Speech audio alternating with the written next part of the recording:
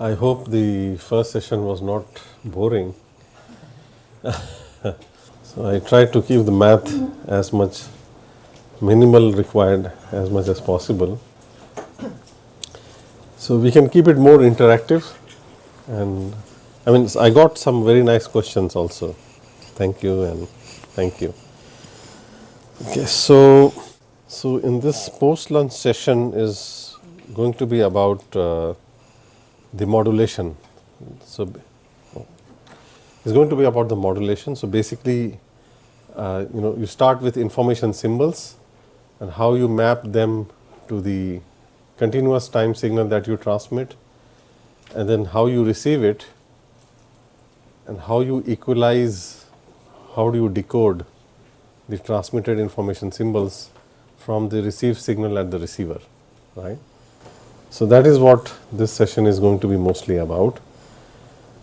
And then towards the end, I am going to talk about the initial OTFS that was proposed in that 2017 paper, and I call it as a variant of Zach OTFS, and I will try to explain why it is not really predictable, and we will also see some performance comparisons. Where does it break down? Okay, so if you go back to this picture that we already saw earlier, this pulson, the physical pulson is basically a DD pulse, and it's quasi-periodically repeating with tau p and with nu p, right? And so all the action is happening basically within this box, because everything outside the box is just a quasi-periodic repetition. Now this pulse is spread over 1 over t along Doppler and 1 over b along the delay, right? So basically my question is, and each such pulse can carry one information symbol. So the question now is, how many such different pulses can you transmit without them interfering with each other, right? That will tell you how many information symbols you can transmit given that bandwidth b and time duration t. If you see this box, the area of the box is unity, because it is tau p times 1 over tau p. The area of each such pulse is 1 over bt. So the number of pulses you can have is b times t, and that is actually equal to the time bandwidth product. You cannot have more dimensions than that, right? If you use a communication system is having a bandwidth b and time duration t, then the maximum number of orthogonal signals you can have within this bandwidth b and time duration t is b times t. It cannot be more than that. Okay. So in that respect, this modulation is not going to lose anything, right, in terms of the number of dimensions. Okay. What I am trying to say is that this is one of the boxes, tau p and nu p. So you see these dots. So these dots are the locations where I have, these are the different tau 0, nu 0 locations. Okay. So along and I place a dot, each of these dots is basically a Dirac delta pulson. Okay. So I can place a Dirac delta pulson every 1 over b seconds along the delay, because the spread of each physical pulse is approximately 1 over b along delay, right? And I will place one such pulse every 1 over t along the Doppler, because that 1 over t was the resolution, or it was the spread along the Doppler, right? If I do less than that, then these will start to interfere with each other, right? You send a QAM symbol on one of them, you receive on the others. That is what will happen. But if you have this spacing, then they will not, almost like orthogonal to each other. So basically along the delay axis, over one period of tau p seconds, the number of such points that you will have is tau p divided by 1 over b, which is b times tau p, and that I am calling it as m. It is an integer. Okay. Let us assume it is an integer. Okay. Similarly, along the Doppler, I am placing these points every 1 over t, and the Doppler period is nu p, and therefore, the number of points here that you got is nu p divided by 1 over t, which is what I call as n. And the total number of points therefore is m times n, which is same as b times t. I mean, if you multiply this and this, you will get b times t. Okay?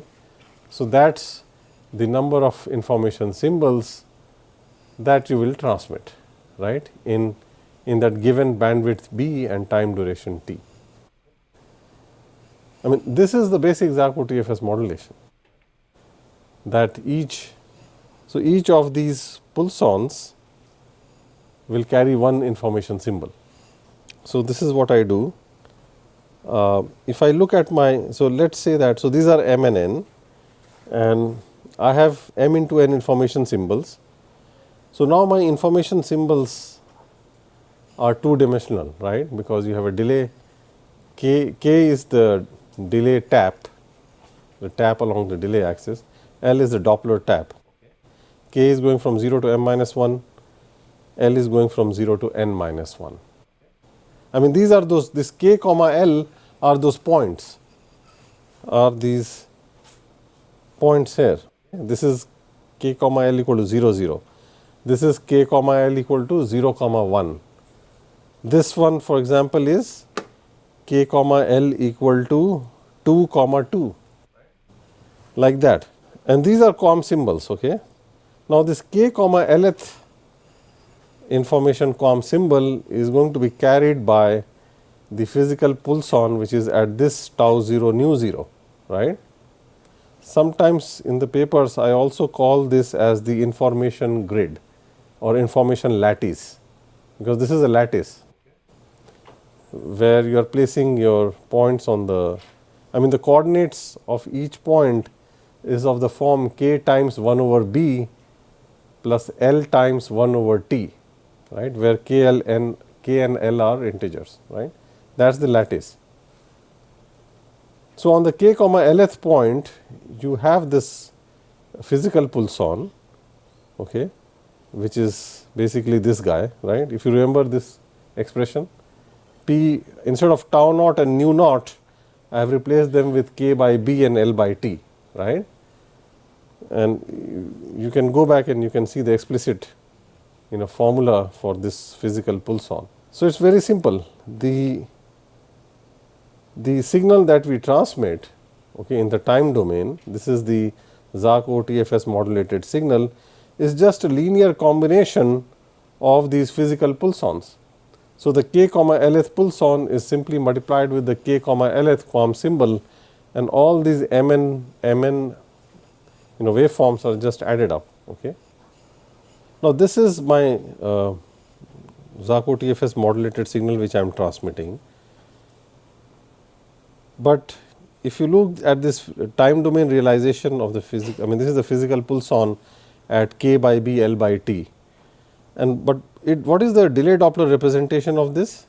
We also saw that, right. It is given by this equation, right.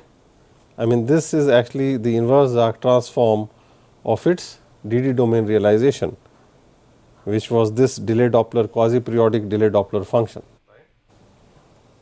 And therefore, I can write my transmitted signal as ZAAC transform, I mean, I can just take this ZAAC transform inverse outside the summation, because it is a linear operator, and then everything comes inside. And so, I get this equation over here. So, I can say that my the signal that I am transmitting out of my transmitter is the inverse ZAAC transform of this delay Doppler signal. Now, this delay Doppler signal is what contains my information QAM symbols, right.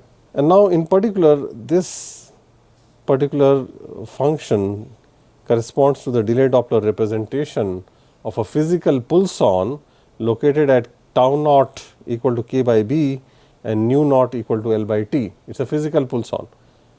But this physical pulson was designed by doing this filtering with WTX on this on this Dirac delta pulson. We also saw that before the lunch, right. So, I can actually replace this here with this expression, right, and that is what I will do in the next step.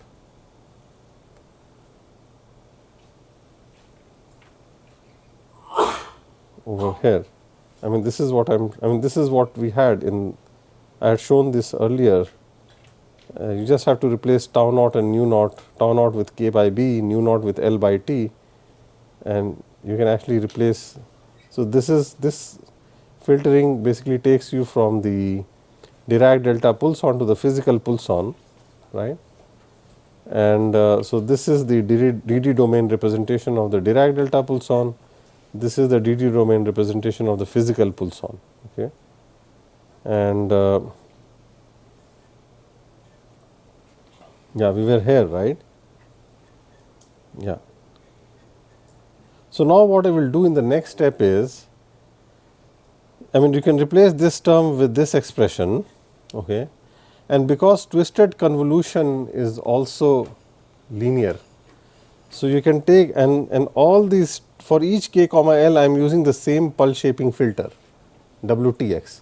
So, you can take the WTX and the twisted convolution outside the summation, and when you do that, this is what I get. So, this was the last step in the previous slide, where this physical pulson is basically filtering of this Dirac delta pulson with WTX, and I take WTX outside the summation here. So, basically what I am transmitting is the Zach transform inverse of the pulse shape filtering of this signal, and this signal is only consisting of Dirac deltas, okay, and your QAM symbols are also here, okay. So, so the design is now very clear, at least conceptually. At the transmitter, you take the Dirac delta pulson corresponding to k by b L by t, and you multiply it with the k comma Lth QAM symbol, and you add all of them up, and then you follow that with this filtering, followed by converting it from delay-Doppler domain to the time domain. So, that is your transmitter which I have shown here. So, it is like this, you start with your Dirac delta pulsons, you mount the QAM symbols on it, you get this signal XDD over here, and then you do a filtering pulse shaping with WTX, you get, this is your physical, I mean this is the transmit signal in the DD domain, but what I can transmit has to be in the time domain, right. So, to convert this DD domain to time domain, I have to take the inverse Zach transform, that gives me the time domain signal which I will transmit. So, this is at least conceptually, it is still not the way you should implement it, because I mean you do not have continuous Zach transform, you can't do it in on a digital signal processor, right. We have to have something which does discrete kind of processing, and so this is the first step in that direction, okay. So, in the book it is shown that you can actually get the same, basically if you go back here, this signal XDD tau nu, it depends on your XKLs, right, and this is quasi periodic because each one of these are quasi periodic, right. But there is an alternate expression way of writing this particular signal XDD tau nu, and that is like on the next slide. You can actually also write XDD tau nu in a slightly different way. You write it now in terms of a single Dirac deltas. Earlier, if you go back here, if you look at this signal does not have a single Dirac delta, it has infinitely many because it is a quasi periodic signal, right, in the delay-Doppler domain. I mean this signal here, it has a Dirac delta at k by b L by t, but along with that it also has Dirac deltas at k by b plus n tau p and L by t plus m nu p, right? All the shifts by tau p and nu p. I mean this guy. And what I do is I take all those Dirac deltas outside and I combine with xkl. I have not shown that step here, it is there in the book, but you can show that I can get the same xdd if I do this thing. I define a new signal xddkl, okay. But now this xddkl, the value of k and l is not limited to 0 to m minus 1 and 0 to n minus 1. Instead k and l can be arbitrary integers, okay. So they are throughout the entire integer set, these indices. But xddkl is related to your k comma lth information symbol like this, and you have to put a factor over here. So if you take this xddkl, you put in there, then you can actually show that this summation is exactly equal to this summation here, this one. So this one xdd tau comma nu can be equivalently written in this form, okay. This xddkl, which is defined in this way, is actually a it's actually a discrete delay-Doppler signal, where k is the discrete delay axis, l is the discrete Doppler axis, and k l can be arbitrary integers, and additionally it satisfies this condition that it is actually periodic in the discrete delay and the discrete Doppler. It is quasi-periodic along the discrete delay, and the period along the Doppler and the delay axis is n and m. So along the delay the period is capital M, along Doppler it is capital N, okay. So that is basically this equation. So this is a discrete delay Doppler quasi-periodic signal, okay. I think this concept is very, very important. The proof is in the book, but it is not very difficult. I mean, you can more or less see it, because earlier we were not having a single Dirac delta. Now I have a single Dirac delta, right. So the effect of all those Dirac deltas has to go somewhere, right, and they all go into this thing. And that is why earlier this summation was from 0 to m minus 1. Now k and l are going from minus infinity to plus infinity, that is why. So this is my lattice, I call it the information grid or information lattice. So basically my xddkl is it's basically is supported by points on this lattice basically. Now this is the overall transmitter plus receiver kind of thing, okay. So what do you do at the receiver? Your received signal is RT. The first thing that you will conceptually do, again this is all conceptual, this is not how you will really implement it, but it is required for us to understand, okay. Just like when you have time domain communications, you always first you explain things in the continuous time, then you come up with the discrete time implementation, right. That is what I am doing. I am explaining everything in continuous delay Doppler domain, and then I will come to the discrete delay Doppler domain. We already started the discrete in a way with the that xddkl signal, right. I mean, you have already seen the transmitter. At the receiver, you first convert the received time domain signal to its delay Doppler representation, which is YDD, which is Zark transform of RTD, okay, with this block, and then that is followed by, so this filtering here is, instead of pulse shaping, it's a better name is matched filter, okay. So you do a match filtering with this filter WRX, so you get this signal over here, and this signal that I have here, then I will sample it again on the information lattice. Now when I sample this continuous match filtered delay Doppler signal at the receiver, when I sample it on the information lattice, I get finally a received discrete DD domain signal. which is this YDD. Okay. It is just like what you do in your regular receivers. You get your continuous time signal, you do a match filtering, and what do? The match filter output you sample at the simple rate, and you get your discrete time output. That is what we are doing here basically. It is exactly the same. It turns out that now this the signal here YDD is a Zach transform of a time domain signal, so it has to be quasi periodic, right. Also I know that continuous DD domain two-state convolution of a quasi periodic signal will give a quasi periodic output.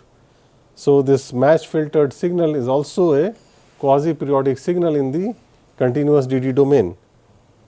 And it is very interesting that when you sample this quasi periodic signal, which is periodic with tau p and nu p on the information grid, then this discrete delay Doppler signal that you get is also going to satisfy this quasi periodicity property. This property is the same as what we had for XDD. Even this XDD will satisfy this. So this is like the counterpart of the continuous, quasi periodicity, basically the counterpart of that. So this is the, so this YDD is also quasi periodic. Here I have just pictorially tried to explain what we are doing, right. At the transmitter, you start with your discrete DD domain quasi periodic signal, right. Now here this signal k and l are both from minus infinity to plus infinity, but you have only mn information symbols, so you are just repeating them, right. This is a quasi periodic signal with repetitions of your information symbol, like the way we just put it into the equation. You lift this to the continuous DD domain. By lifting I mean you go from XDD KL to XDD tau nu, like this, right. This is equivalent to what we do in our transmitters. You start with Xn, and how do you mount it to a so Xn is a discrete time transmit signal which has the information symbol. How do you go from Xn to Xt? We do summation Xn times delta t minus n times capital T, where capital T is the the duration of each symbol, right. So that is what I am doing here, except that now my Dirac delta is in 2 dimensions. Here I should have written it slightly differently. There will be a bracket here and then another delta for nu minus 1 by t. Okay. So there is a typo here, has to be corrected. Okay. And then you do a pulse shaping at the transmitter, you get the pulse shaping signals, pulse shaped filtered signal, and then you take the Zach transform, you get the time domain transmit signal which you transmit. It goes through the channel and you receive RTD, and you do the opposite. You take a Zach transform, you go to the DD domain, you do a match filtering, you get the match filtered, and then you do the sampling, you go back to your discrete delay Doppler domain, YDD. Okay. So now the big question is, what is the relation between this YDD and this XDD? And that's what I mean when I say IO relation. IO means input output relation. So firstly we establish the relation between the match filter output and this signal XDD over here. So XDD is the continuous time delay Doppler signal that we get after we lift that XDD KL to the continuous. So this is kind of the input output relation in the continuous DD domain. It is not very difficult. If you see this YDD WRX, the match filtered output is simply your the DD representation of your received signal, which is this point, this signal here, filtered twisted convolved with the match filter WRX. But then what is YDD? YDD is YDD should be thought as the output of the channel, right.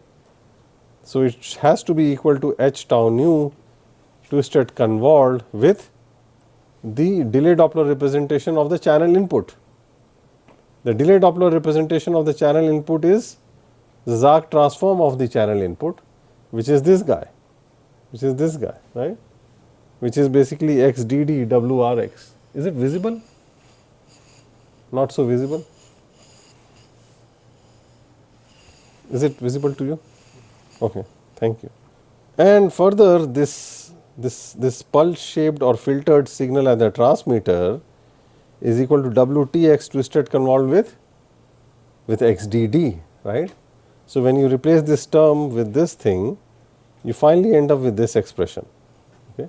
So, you get a cascade of twisted convolutions, Rx match filtering, the channel, and then the transmit pulse shaping, and the three together can be written as a single effective filter. So, your continuous DD domain IO relation is just given by twisted convolution of XDD tau nu with the effective channel filter, which I have shown here in blue. But this is in the continuous DD domain. This XDD tau nu depends on XDDKL, and this, if we sample on the information lattice, we get YDDKL. So, there must be some relation between YDDKL and XDDKL, right, and that relation is here. Again, I have not shown the proof, it is there in the book appendix. So, it turns out that YDDKL is given by a discrete twisted convolution between the effective discrete channel filter in the DD domain and this XDDKL, and this discrete convolution is given by this summation. There is again a typo here, this K prime L prime, this should be K prime and L prime, not KL. So, this should be, because obviously KL is here, right. So, you cannot have KL there.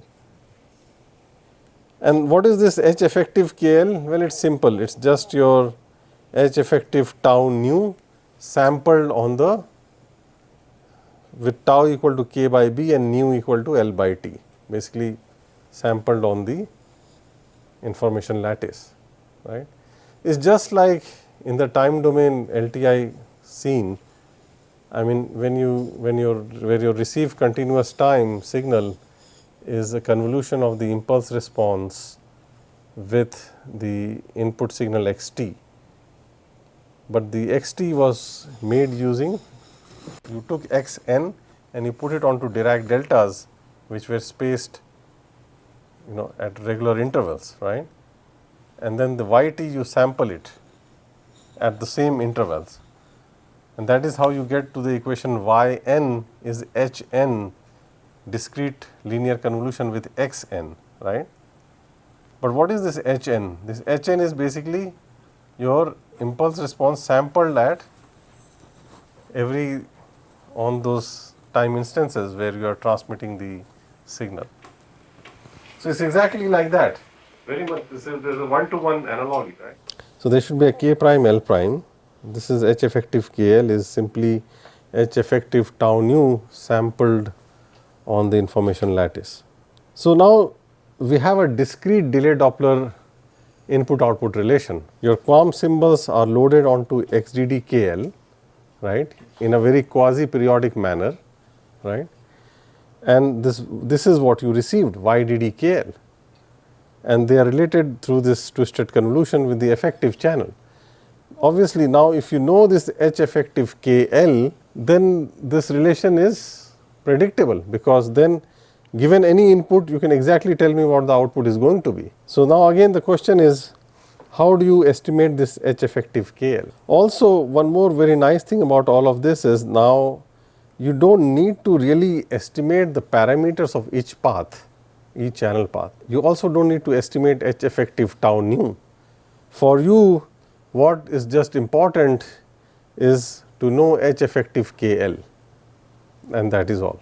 How to estimate H effective KL? It's very simple. Here I have shown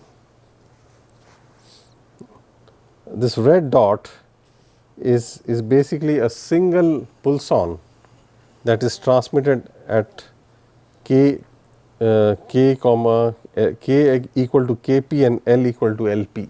Okay. Again, this is the same box, 0 to m minus 1 and 0 to n minus 1. Okay.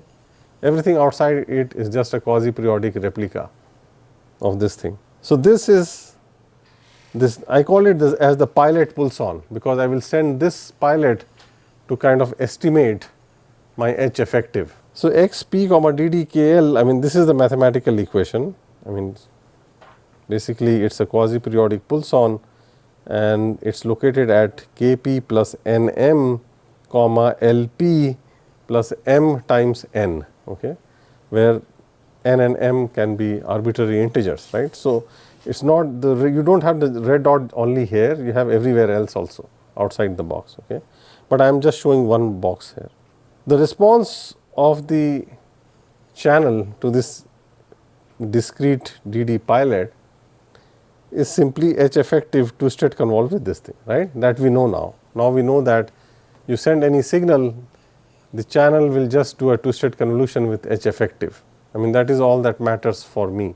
But how does this convolution look like? When you do this two-state convolution, you can separate that into two terms. I mean one is the term which corresponds to n comma m equal to 0 0, because if you go back to your here you have a term corresponding to n comma m equal to 0 0. That term is simply delta k minus Kp into delta L minus Lp, right. So, that term when it gets twisted convolved with H effective will give you the first term over here. That is just going to shift your H effective KL by Kp and Lp, because that is what over here. So, H effective twisted with this, because the first term here, if you put n equal to 0, m equal to 0, the first term is simply delta k minus Kp and delta L minus Lp. That is like giving a delay shift of Kp and a Doppler shift of Lp. So, that is the first term, and then you have the other terms, these are corresponding to the response of that same channel to the other red dots, which are the quasi-periodic copies of this red dot, the first red dot, right. If you also carefully see, each of these other replica copies are essentially the same H effective, but they are shifted by integer multiples of capital M along delay and integer multiples of capital N along Doppler. Now, if all these other copies which correspond to n comma m not equal to 0 0, if their support or where they are really located or where the delay Doppler taps where they have energy, if those locations do not overlap with the support set of this term, I mean what I mean is that if this and this terms do not overlap when I plot them, right, then I can separate this first term out, and if I can separate this first term out, then I can get an estimate of my H effective. That is the idea. But for that to happen, so for example here I have shown, so this red dot is here and these ellipses are basically the response which is obtained after I do a two-state convolution of the red dot with H effective KL. And here I have only shown along Doppler. So, this is my main box 0 to m minus 1, 0 to n minus 1, and this is the first term corresponding to n equal to 0, m equal to 0. This pink ellipse is basically the first term of the received signal, which corresponds to n equal to 0, m equal to 0, right. And then these are the other terms corresponding to other values of n comma m. If I choose, I mean of course now you can also measure how much is the spread of this ellipse along the discrete Doppler and discrete delay axis. Okay. If the spread of this ellipse along the discrete Doppler axis is less than capital N, then these copies will not overlap along the Doppler. Similarly, if the spread of this ellipse along the delay axis is less than capital M. M, remember, is the period of these red dots along the delay axis. So, when that condition, when both these conditions get satisfied, then I will not have any aliasing between. So, each term here in both the summations will not overlap with the other one if I satisfy that crystallization condition, which I was just talking about, that the delay spread is less than the period capital M, and similarly the Doppler spread is less than the period capital N. For example, in this figure B here, I do not choose my capital N wisely, and because of which, I mean, if you choose your capital N to be small, then you will have this kind of overlap between these different copies, right? And then you cannot estimate your H effective appropriately. It is very similar to what we just saw before lunch, right, when we were discussing aliasing, right. It is just that there the period was tau p and nu p. Now, because we go into the discrete, we have to normalize that any delay with respect to the resolution, which is 1 over b. So, after you do that, your tau p becomes capital M, that is why. So, this is one possibility. What you do is you transmit this red dot, you get this response, okay, and then you create this region in yellow which should include this pink ellipse, the response, right. Because normally in each frame or in each packet you cannot just send a pilot alone, you have to also send data to make good use of the resource. But data and pilot will interfere. Why? Because you send a data, a QAM symbol on any data carrier, it will get spread, because that will also get twisted convolved with H effective. I mean, the channel is acting by doing a twisted convolution of the input with H effective, and the H effective is going to shift along delay and Doppler, right. So, if you send some data and it gets shifted, and if it goes into this pink region or this yellow region, then that will be considered as a channel, part of the channel, right, because your estimation you are doing from this pilot region. Basically, whatever you receive in this pilot region, which I have shown in yellow here, you use those received samples to do estimation of H effective, and therefore, to make sure that this data region does not leak any energy into this pilot region. So, data region is where I send my data pulsons which carry data, okay. And in the pilot region I am not sending any data, because I do not want to have interference between my data and my pilot signal, and therefore, I have to also put a little small guard region in between the data and the pilot, right, regions. For example, the width of this guard region, right, is going to be roughly equal to the delay spread of the channel divided by 1 over b. That is like the discrete delay spread, basically the delay spread of H effective, okay. That much of guard band you will have to give.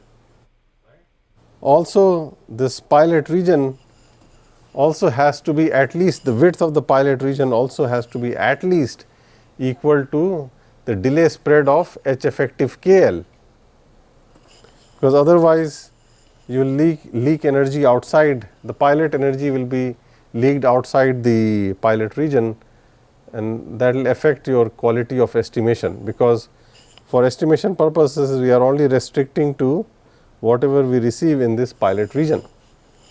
So, therefore, when the crystallization condition is satisfied, I can separate this first term, okay. So, if I look at the DD taps which are inside the pilot region, which is that basically that ellipse. So, when I look at what I have received in the ellipse, as long as there is no overlapping between these different copies of the ellipses, which is when you satisfy the crystallization condition, you can separate that first term, and that is basically equal to this thing then, right. This was the first term. if you recollect. Over here you see this first term, right? So, the first term you can see it separately, otherwise it is normally what you receive is the sum total of all such terms, but geometrically the energy of the first term is localized to those delay-Doppler taps where these others do not have any effect. And then I am telling you a way of how to, so when the crystallization condition is satisfied, what you receive inside the pilot region is roughly equal to this, and then from here you can get your H effective. How? I mean you have YPDD samples, that is the received samples in the pilot region, and from those samples you have to get back your H effective. So, what do? If in this equation, if you replace K with K plus Kp, if you replace L with L plus Lp, and then if you multiply with this, because when you do K plus Kp, your Kp will go away here. When you do L plus Lp, Lp goes away, and this is just a complex conjugate of this guy. So, when you do this operation on YPDD, this is exactly going to be equal to H effective KL. So, this is a very simple estimator, right? And of course, you should apply this only for KL in the support set of H effective. Outside the support set of H effective, the estimate is 0. So, that is how you kind of estimate H effective. I mean it is necessary that the crystallization condition is getting satisfied, otherwise those ellipses will overlap and you cannot estimate H effective. Now, the next question is, once you have estimated H effective, then in that frame you had data also on the two sides. How do you now estimate or equalize the data that is being received on those data pulsons? So, that is what we are going to discuss next. Okay. For this, I want to convert the relation, this twisted convolution relation, into something like a matrix times a vector. So, this I will convert into a vector, and this I will convert into a matrix, and this twisted convolution, if I can realize that as a matrix times a vector, which is giving a vector. So, this also becomes a vector. I mean k is going from 0 to m minus 1, L is going from 0 to n minus 1. Okay. Also, this YDD KL is also quasi-periodic. So, it is repeating outside that box, and therefore, for the purpose of receiver equalization, you only need to know what is inside that box. So, only those samples are enough for you, they form a sufficient statistic. Okay. And so, you can actually convert this into a vector which is mn cross 1, a long vector, which I will show is equal to a matrix which is mn cross mn times a vector of x kl, your information symbols, which is also mn cross 1, and I will show you how to do that. Firstly, this twisted convolution, which is actually like this, can also be written in this form. I mean you just replace your k double prime, you substitute in this equation k double prime with k minus k double prime, and you get to this. It is just like, remember when we do our linear convolution of discrete time sequences, let us say you do A convolved with B, A sequence convolved with B sequence, you can write it as A k times B n minus k summation, or you can also write as A n minus k times B k. So, something like that is what I am doing here. You can write it like this, or you can also write it like this. Of course, this term will change in both cases. So, you take the first equation and you substitute k double prime with k minus k double prime. You take L double prime and you replace it with L minus L double prime, that is what you do. And then I form this vector. Now, what I also know is that this x dd is quasi-periodic. The k prime comma L primeth information symbol, which is x of k prime comma L prime, will appear, I mean this information symbol will appear not just in one x dd kl, but at multiple places. For example, x dd at k prime plus nm and L prime plus mn, it basically depends on the k prime comma L primeth information symbol, x k prime L prime, this guy. I mean we know this quasi periodicity equation, right. This is from quasi-periodicity, and I mean if your k prime is within 0 to m minus 1 and L prime is within 0 to n minus 1, then this is exactly equal to your xkl, which is my information signal, right. But in any case, I mean this is known to us, so I am going to exploit that now. This double summation, I mean this is a double summation. If you think about the summation over k prime, which is going from minus infinity to plus infinity, I can actually split it. I can substitute k prime to be equal to I will substitute k double prime to be k prime plus nm, right, where k prime is going from 0 to m minus 1 and n is going from minus infinity to plus infinity. I mean any k double prime which is an integer can be written as a sum of its modulo m value plus another part which is an integer multiple of capital M, right. That is what I am doing, that is it, nothing more than that. Similarly for L double prime also I can write it like this. So I split this, so I had a double summation here, now I have 4 summations. One k prime from 0 to m minus 1, L prime 0 to n minus 1, and then n and m over integers. And the reason why I did this was because I wanted to invoke or use the quasi-periodicity of xdd, because see I know this rule that xdd k prime plus nm L prime plus mn is the same as xdd k prime L prime along with this factor. So I will do that here. So here now I replace k double prime here with k prime plus nm, and L double prime is replaced with L prime plus mn, which is here. But then because xdd is a quasi periodic signal, I will replace this with this, okay, in this summation. Something is getting cut here, I think it is m times capital N. So then what I do is, because now this thing is not, I mean this thing does not depend on n and m, I can take this term outside the summation over n and m. So that is what you see, this xdd k prime comma L prime coming here. But I just write x because when k prime is between 0 to m minus 1, L prime is between 0 to n minus 1, then in that case my xdd is same as x. So I replace this xdd with this x, and that's this term, because it does not depend on n, xdd k prime L prime does not depend on n. So it goes outside this summation that you have with respect to n and m. So now what you got is k prime 0 to m minus 1, L prime 0 to n minus 1. You got x of k prime L prime, and then you have this summation over n m, which is this part,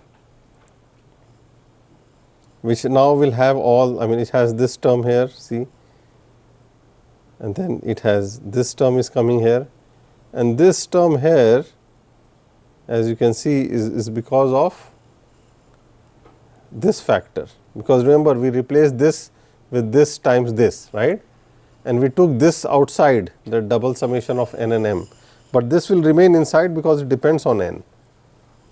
So that term is going to appear here. Now this whole thing summated or summation over n and m, I am denoting it with HDD k comma L k prime L prime, because it depends on all 4 of them. And then you can see that YDD KL is simply double summation of this thing, and this is going to form the basis of that matrix vector notation for this input output relation that I have been talking about. So in reality you always have noise, right, because you always at the receiver you have this continuous time AWGN noise getting added, and then when you take the projection of that into pulsons, you take the Zach transform of that, and then you do all the filtering and the sampling, you end up with a noise discrete noise signal here in the DD domain also, okay, which I have shown here for the first time. Now, I take these YDDs and I transform it into a vector which is Mn cross 1, where this is the relation between, so this Yk times capital N plus L is actually your YDD KL. So, your YDD KL, it gets mapped to this location of the Y vector. Basically, that is the mapping from your delay-Doppler index to the location in that vector where it is getting mapped to. The same thing we will do with x also, right, from x dd KL to that vector x, and with noise also similar thing. Okay. So, now you got these three vectors y, x and n really defined.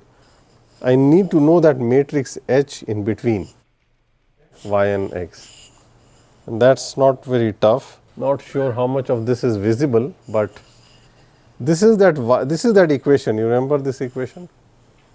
I have written it on the top here. This is my y vector.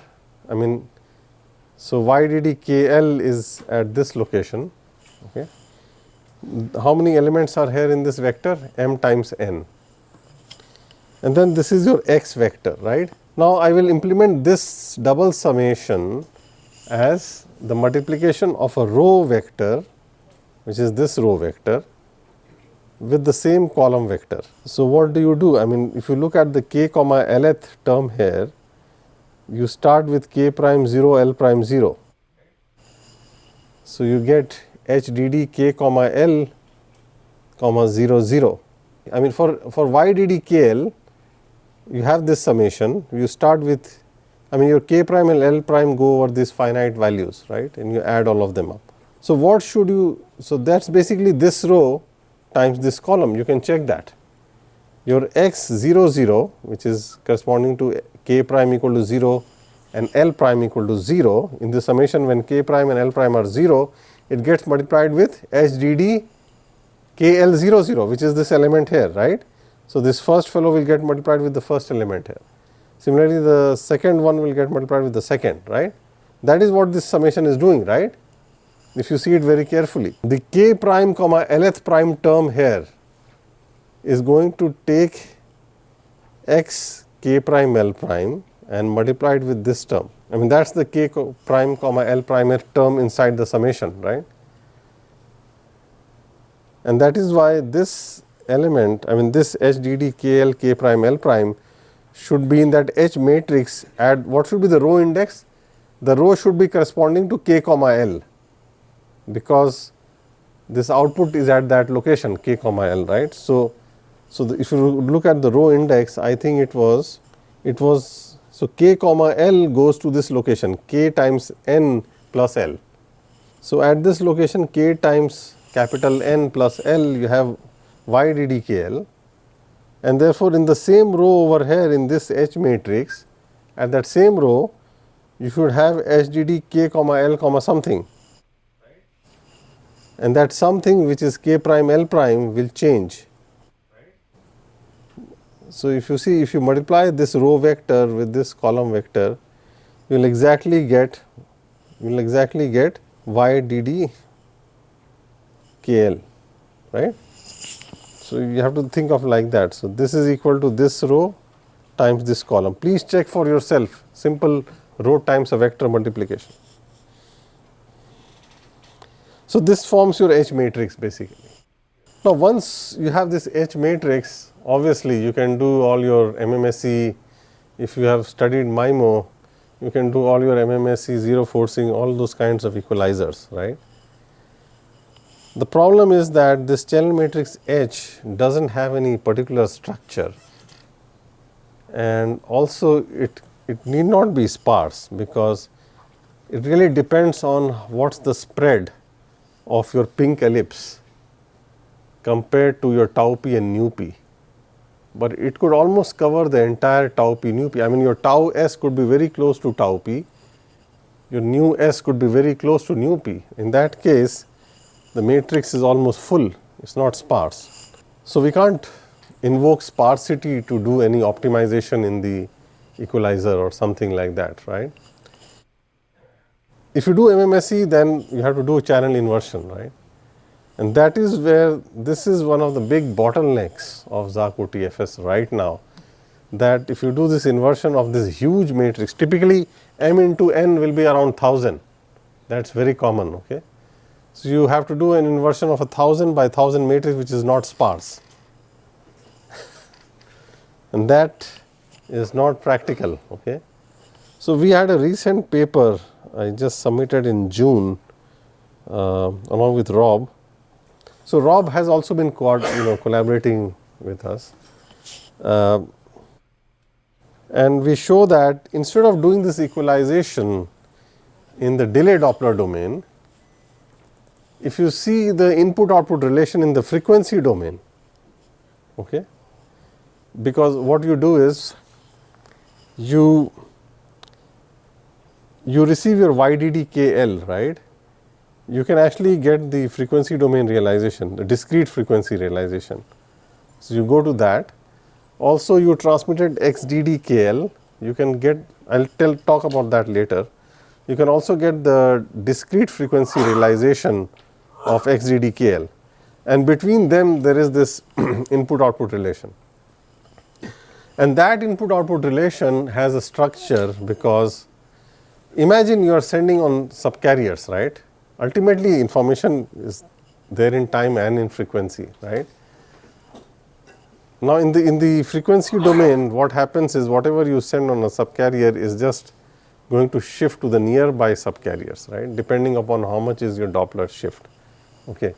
When you look at the ZAAC OTFS input-output relation in the discrete frequency domain, then that matrix, you again get this y equal to hx in the discrete frequency, but that matrix H is banded. So it's mostly energies along the main diagonal and slightly on the left and right, and the diagonal width is not that much, depends on the Doppler spread though. And because of that, you can actually, there are algorithms which do inversion of banded matrix at very low complexity compared to m cube. N cube, it will be only the square of mn. So that is some reduction that you can get. But it is still, as I said, it's an open area of research. If somebody can do it in order mn, that will be the most desirable, because you cannot go below that anyways. This is kind of the last part of all of you might be knowing that there are other delay-Doppler waveforms that have been getting published by people, right? Of course, the original OTFS itself is not ZAAC OTFS. And this paper basically, I'll talk about it, but its input, I'll show that its input-output relation is not predictable, okay? There are others like AFDM, ODDM, OTSM, right? The problem with them also is that their input-output relation in the delay-Doppler domain is not given by two-state convolution, and so they are not predictable. I don't have a proof for this thing, it's my conjecture at the moment. Okay? But I strongly believe that if your input-output relation in the delay, you come up with your own modulation, may not be ZAAC OTFS, something, and if your input-output relation is not given by twisted convolution with an effective channel filter, then most likely it cannot be predictable. But I don't have a proof for it, it's just a conjecture, okay. Of course, ZAAC OTFS is predictable, and the reason is because, twisted convolution is like the operation that the channel does. And you should also do operations in your transmitter and receiver which are matched to what the channel is doing, which is twisted convolution, right. See, in your time domain pulse-based transmitter and receiver, you do filtering using linear convolution, right. And that is the same operation which the channel does. And because of that, you have a cascade of convolutions which you write as an equivalent convolution. But imagine a channel which is doing linear convolution, but at your transmitter and receiver, you do filtering in some other way you do not do linear convolution, you do something else, then this cascade cannot be written as a linear convolution, right? It will be something else. And then it is also possible that this effective cascade may become time varying, or it need not be time invariant, right? In which case it will not be predictable. So that is why you have to be, your operation at the transmitter and receiver should be matched to what the channel does, how channel acts on signals. Okay. I mean, this is the initial, I call it 1.0, multi-carrier OTFS was this. You had DD domain symbols converted to time frequency domain through this inverse symplectic Fourier transform, and then these time frequency symbols were converted to time using what they called as a Heisenberg. And the reason why they were generating these time frequency symbols was because, I mean, along frequency you can put them on subcarriers, along time they are different symbols. And so in a way this was like compatible with your 4G and 5G numerology, where you have subcarriers and you have symbols in time. So for example, x of n comma m, which actually be taken in, I mean, this will be transmitted in the nth symbol and on subcarrier number m. That was the idea there, okay, to make it compatible. But in that process, it loses by being compatible, it does not address the predictability issue that well. So that is why, that is the problem. And here I quickly show to you, now this is actually a, if I had to implement this OTFS, this multi-carrier OTFS, and this is all, the theory of all this is in chapter 3 of the book. So chapter 3 of the book is dedicated on the old OTFS, and it also includes an implementation of the old OTFS using the Zag transform. The reason for doing that is to compare it with the Zag modulation, that the Zag OTFS, which we talk about in chapter 2. So you can actually implement this previous OTFS using the Zag transform, and it is something like this. I mean, you have this XKL, but now this, so what you do is you start with your information symbols 0 to m minus 1, L going from 0 to n minus 1. And instead of doing a quasi-periodic repetition, you just repeat them normally, periodically, that is it, along both the delay and Doppler with period m and n. But this is not a quasi-periodic repetition. In Zag OTFS, when you go from xkl to xddkl, you have to do a quasi-periodic repetition, at least along the delay. Along Doppler, it is a normal repetition. Here, for this initial OTFS, what they were doing in actually in theory, although this architecture you will not see in their papers, because this is what we found out, and that is there in the book. Okay. In those papers you will only see this particular diagram, right, but that is equivalent to this implementation based on Zag transform. So you do a periodic extension, you get the signal here, that signal I have written here. Okay.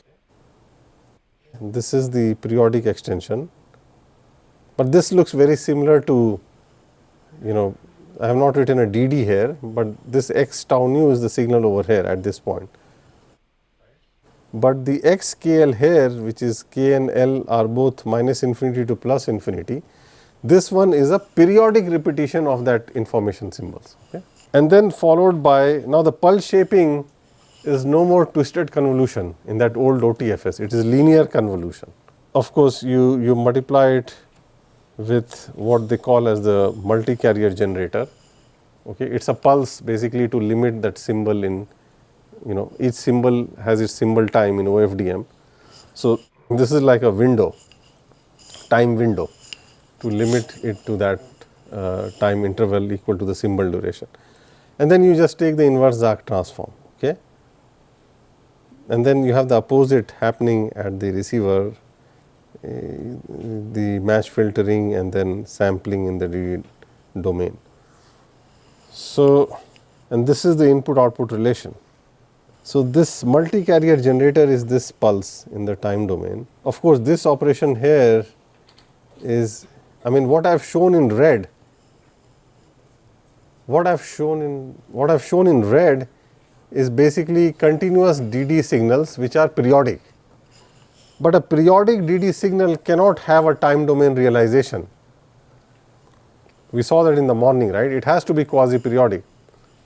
So, that is why in the DD domain you multiply this periodic delay-Doppler continuous signal with a signal which is quasi-periodic, which is the multi-carrier generator, okay? And this is given by GDD tau nu. It is a quasi-periodic signal. So, once you multiply a periodic with a quasi-periodic, the output of the product is a quasi-periodic, and now you can take the inverse Zach transform, and that is how you get the signal, okay, the transmit signal after the inverse Zach transform, because now after multiplication with this quasi-periodic multi-carrier generator GDD, the product of a periodic and a quasi-periodic becomes a quasi-periodic, and now you can take, right. So, the input-output relation is simply, well, for Zach OTFS it is very simple. Sorry, this should be H effective here instead of DD, there is a typo there, replace this DD with effect EFF. But in this case, in case of the MC-OTFS, the input-output relation is terribly complicated. I mean, you have you have a twisted convolution with the channel, because that is how the channel acts. But inside what I am doing is, this is my information signal, I do pulse shaping at the transmitter, and then I multiply with this multi-carrier generator, so that this whole thing becomes quasi-periodic, so that I can, because the time domain realization only exists for quasi-periodic signals, and then this is the channel, and then I do some, at the receiver I do a multiplication with the conjugate, followed by, so basically in the previous OTFS all pulse shaping and match filtering were not twisted convolutions, they were simple linear convolution, two-dimensional, and that is why this effective IO relation cannot be written in this form, where the input signal is just, we just do a twisted convolution with some function which captures the effect of the complete channel. And because of that, you know, your MC-OTFS IO relation is not predictable. What I mean is that if you send a pilot pulse-on in MC-OTFS, and you kind of estimate or you record the response of the channel to that, then from that response you cannot predict the response of any other MC-OTFS pulse-on. In MC-OTFS also you have pulse-ons, because at the end of the day, if you see here, in MC-OTFS also you have Dirac deltas, information is being transmitted on Dirac deltas in the delay-Doppler domain on that same information grid. This is K by B, this is L by T. But the problem is that it is not quasi-periodic. Your information symbols are kind of made into a periodic signal. So, it's basically the problem is periodicity versus quasi-periodicity. To be predictable, you have to be quasi-periodic, okay, and not just periodic. Because they are periodic, they lose their input-output relation becomes very complicated, because it's a mixture of convolution and twisted convolution, and that cannot be written as an effective twisted convolution with an effective filter.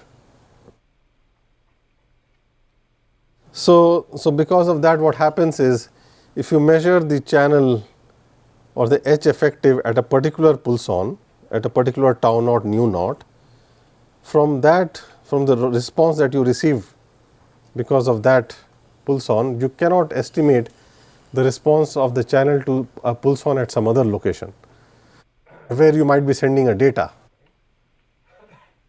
So, because of that, the performance is not very good. Now, in this exercise that we did, we took a very simple channel where it has two paths. The delay of the first path is 0, the delay of the second path is 5 microsecond, and they have different Doppler shifts, both these two parts. It's a small packet, roughly 1 megahertz, bandwidth, time duration 1.6 millisecond. For the estimation, what I do is I send a pilot, a pulson at KL equal to m by 2 n by 2, which is in the center, in the middle of this box. Okay. And when you send this pulson, you receive this as the response. Okay. Now, from this response, you can actually get an estimate of the H effective. And from that H effective, I don't know why I wrote DD everywhere. This should be H effective. Okay. H effective. From this response, you send a pilot at m by 2 n by 2, you measure the response. From that response, I showed you how to estimate H effective on one of the previous slides, right. From that estimated H effective with a hat, you can actually estimate the response to some other pulson at some other location. So, this need not be m by 2 n by 2. This will be all the other locations in that box. So, there are m into n locations in that box, all the other mn minus 1 locations where I did not send the pilot. At all for had I send, so when I send a pilot at all those other locations, I will get some response, right. So, that response I can estimate like this. It will actually be the estimated channel twisted convolved with that pulson, right, which I am transmitting, right. And this is the estimated response. But in reality, it will not be an exact estimation, right, because I mean there is always some kind of aliasing that will happen, because those pink ellipses are always not very tight, they will always leak some energy, right. So, there is always some finite amount of aliasing that is always happening, right. So, I mean for example, if you use the sync pulse, the sync has a long tail, right. So, there is always some leakage and some aliasing that will happen between these different copies of the pilot, and that is what is going to impact the quality of this estimate. And so, this is your estimated, and then there is actually a true over here. This is the true response of the true channel to a pulse transmitted at this location, and that I will subtract from the estimated response, and I will find so this is my error signal, and I will find the energy of that error signal for this location. So, this is the energy of the error signal when I am sending a pulson at this location kg/Lg, divided by, so I am just normalizing with the total energy of the received pulson, right. I am normalizing with the energy of the pulson. So, the error divided by the energy is a ratio, and I can actually calculate, I can simulate this ratio for each of those other mn minus 1 locations. So, this kg comma Lg will take all the other mn minus 1 values of the red dots, right, the locations. So, I get this, I call it the relative prediction error, and I can plot this. I can plot this in a heat map like this. Obviously, at the center your value is very small. Why? Because at the center you already you had a really good estimate from the pilot which you had sent, right. Now, in this experiment I am not sending any data. This is just to find out how predictable ZAC OTFS is and how predictable MC-OTFS is. Okay. So, I am just sending one pulson in both in MC-OTFS and in ZAC OTFS, but at different locations. When I send at m by 2 n by 2, I use the response for that location to estimate the H effective, and from that H effective I can predict what should be the response at the other mn minus 1 for the other mn minus 1 pulsons when I send them, but their actual response will be slightly different because my estimates are not always accurate. And then I kind of measure this energy of the error between the predicted response and what should have been the actual response. And when I plot this heat map, this is 0 to m minus 1, 0 to n minus 1, Doppler and delay. At the center you will see almost 0 error because I did my estimation also at that point, right. But as for the other locations, there is some error around minus 30 to minus 35 dB, which is not bad, it's quite okay. But this is when you are in the crystalline regime. If you go too much to this side or this side, the errors are almost 0 dB, very bad. That is because you are not predictable. When you go too much to this side or this side, you get a lot of, on this side you get Doppler domain aliasing, on this side you get delay domain aliasing. Because of the aliasing, your estimate is bad. And when your estimate is bad, when you predict the response to other pulsons, that is also not correct. Of course, if you, this was for the sync pulse. When I used a root raised cosine pulse, it is even better. It is like minus 70 or minus 60 dB. Because the root raised cosine, the aliasing is much smaller compared to the sync. That is why. But with the root raised cosine, you will have a penalty in terms of bandwidth and time expansion, because the pulses are, they are not Nyquist. The sync is a Nyquist pulse. With the root raised cosine, you do, because you want to have, you don't want to spill a lot of energy outside your, you want to shape it in such a way that it doesn't leak too much. And so one way of doing that with the root raised cosine is to have a roll off factor. But with the roll off, you will have extra, because I am using the same filter along delay, and also, so my WTX had W1 and W2, and they are different root raised cosine pulses, and you take the product. One is along delay, the other is along Doppler. When I tried with MC-OTFS, the same experiment, then what I see is that even in, even when I am in this regime, where I should have been predictable, I still see yellow, and the green is also not that green. So which means that MC-OTFS is not that predictable. This concept of predictability is very unique to ZAC OTFS. In MC-OTFS, this prediction is good, but it doesn't work that well. Of course, when the Dopplers are small, it is still okay. So this is your MC-OTFS, this is ZAC OTFS here. You can see the difference, especially along the boundaries. Because you do your estimation in the middle, as you go towards the boundary, you will see that it starts to progressively decay from green to orange to yellow. And the same thing will happen here. This is all periodic in the delay.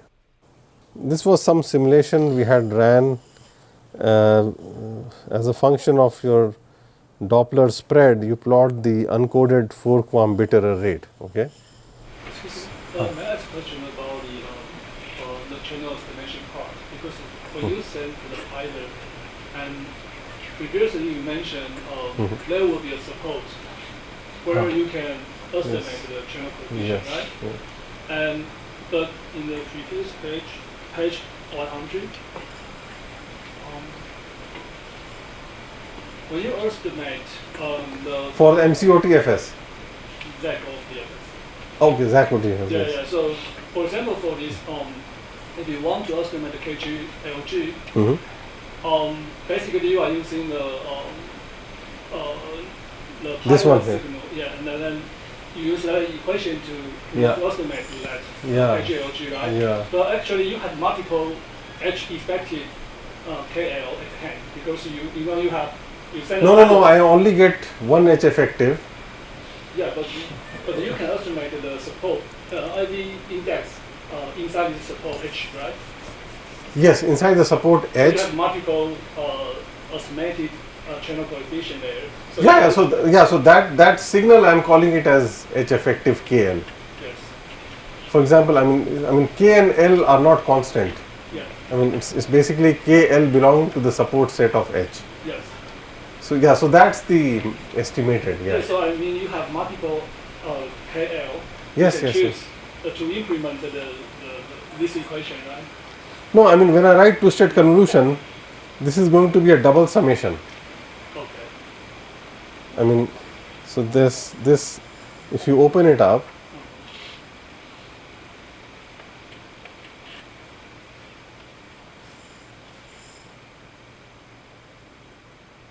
It's basically this kind of summation, right? So assume you have h hat here. Suppose this is h hat, and yeah, so it's, you see the point, right?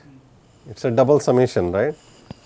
It's just like your convolution when you do in your time domain, discrete time convolution when you do, it is summation of h k x n minus k. That is equal to the convolution of h n. Convolution of h n and x n gives you a signal y n, which is equal to summation over k going from minus infinity to plus infinity h k into x of n minus k. So all the h k's will be there in that summation, right? So just like, it's very much similar, you know. It's just, you just have to apply your intuition and most likely you will get it correct. Only remember two things, that firstly this is quasi-periodic with period m and n, and the second thing that you should remember is your convolution in your time domain. You have here, you should use twisted convolution. If you remember only these two things, any intuition that you have there will carry over here also. It's as simple as that. So here we have a design problem that you can try to construct good transmitter or receiver filtering. Yes. So the entire research now is on filters. Okay, I see. I mean, that is where, you know, you use AI or whatever, because sync is not very good. You use RRC, you get bandwidth and time expansion.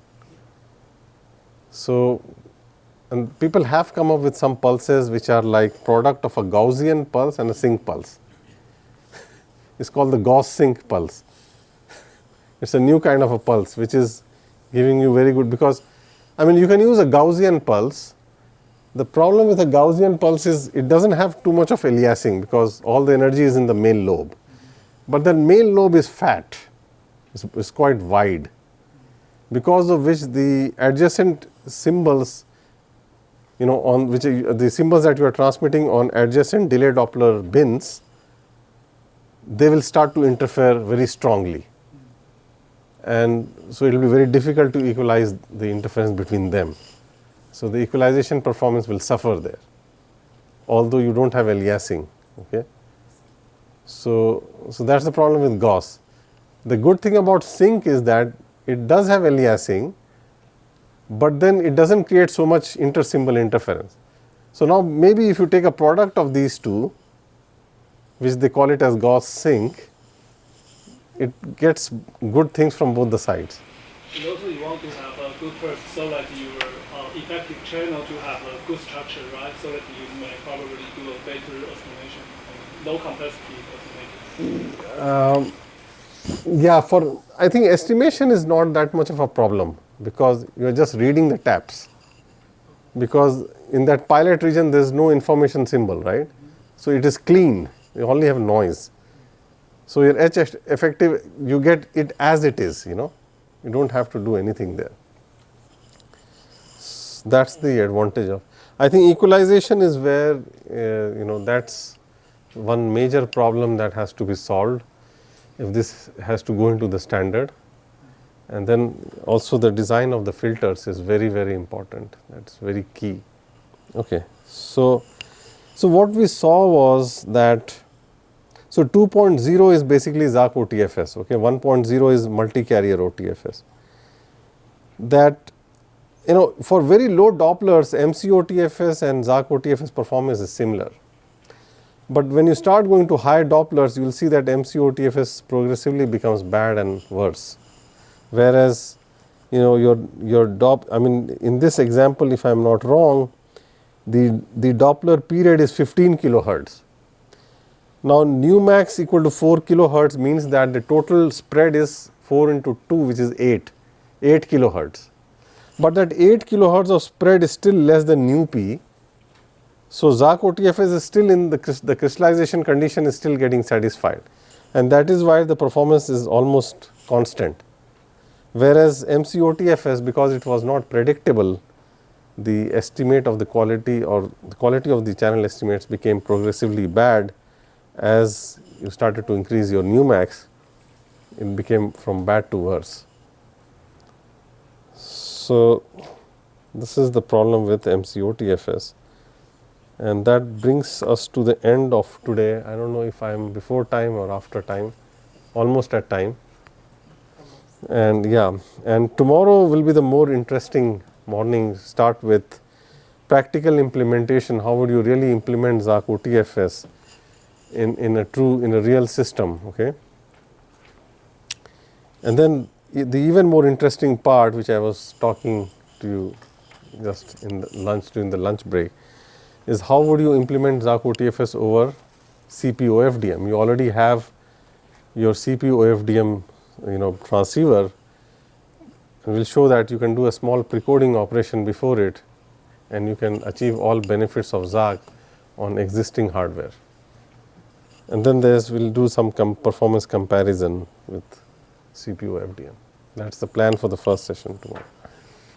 I think this type of thing is also a very pen paper kind of thing, where you will have to probably sit down with the book and try to repeat these things by hand.